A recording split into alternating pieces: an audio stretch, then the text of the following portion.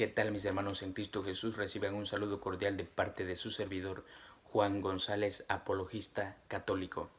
Y en el nombre de nuestro Señor Jesús vamos a lidiar con Lucas 1:28.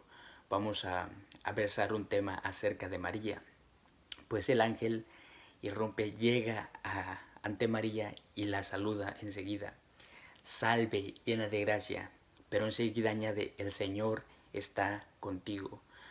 Si nos detenemos a examinar este texto detenidamente, en la segunda parte el ángel le dice, el Señor está contigo. Pues bien, llegados a este punto, no existe un solo capítulo, un solo versículo en toda la Biblia que diga que el Señor no estuvo con María, o que María no estuvo sometida al Señor. Ahora, es fuerte lo que nos enseña las Escrituras, ya que el apóstol San Juan nos enseña que todo el que permanece en el Señor no peca, y el que peca no lo ha visto ni conocido. Lucas 1:28 dice el ángel, el Señor está contigo. Y 1 Juan capítulo 3 versículo 6 dice, todo el que permanece en el Señor no peca, y el que peca no lo ha visto ni conocido. María tenía que estar sin pecado, puesto que estuvo sometida al Señor y conoció a Cristo. El Señor estaba con María, tanto así que María concibió un hijo del mismo Dios. La Santísima Trinidad quiso estar cerca de María, Dios en su plenitud. El Padre la tuvo como hija, el Hijo la tuvo como madre y el Espíritu Santo la poseyó como templo. Entonces, ¿cómo era este hijo de Dios según las Escrituras? Hebreos 7:26 dice, tal sumo sacerdote nos convenía santo, inocente, sin mancha, apartado de los pecadores, hecho más sublime que los cielos. El texto dice, apartado de los pecadores. ¿Cómo puede decirse entonces que Jesús está apartado de los pecadores teniendo una madre pecadora? Porque si nos damos cuenta, el texto no quiere decir simplemente que Jesús no se juntaba con los pecadores, ya que nos dice Marcos capítulo 2 versículo 16 que Jesús se sentaba a comer con los pecadores.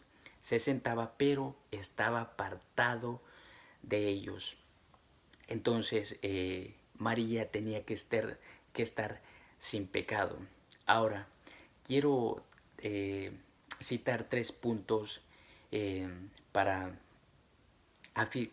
que nos ayudan a comprender que afirman que María estuvo sin mancha, sin pecado. Mateo 7:16 dice, por sus frutos lo conoceréis. Simplifiquemos esto ejemplificándolo. Un árbol malo no puede dar frutos buenos. Y Jesús es fruto de la Virgen María, según nos lo enseñan las Escrituras. El Espíritu Santo clama a través de los labios de Isabel, la esposa de Zacarías. En Lucas 1:42 dice Isabel, bendita tú entre todas las mujeres y bendito el fruto de tu vientre. ¿Cómo es el fruto de ese vientre? Nuevamente citamos Hebreos 7:26. Tal sumo sacerdote nos convenía santo, inocente, sin mancha, apartado de los pecadores, hecho más sublime que los cielos. Entonces, si conocemos a las personas por sus frutos, se imaginan, si así es el fruto, y conocemos a las personas por sus frutos, se imaginan cómo es María entonces. Punto número 2. Jesús estaba bajo la ley judía, ellos estaban sometidos a la cultura hebrea.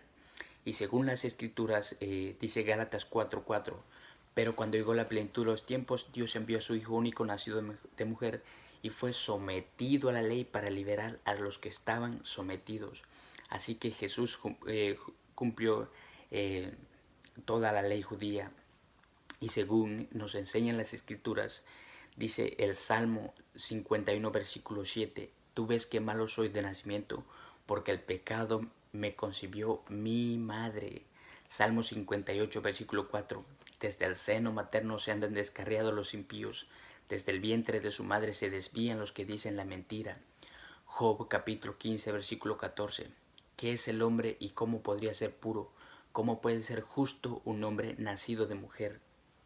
Entonces, las mismas escrituras nos enseñan que en la cultura hebrea los judíos se creía, o las escrituras del antiguo Israel enseñan que la madre transmitía el pecado. Entonces, si María tenía pecado, Jesús por ley tenía que tener pecado.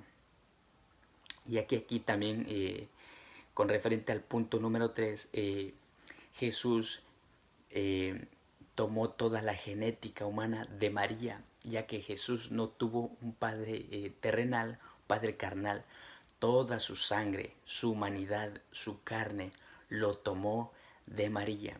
Y a San Agustín nos lo decía en el año 431, la carne de Cristo es carne de María.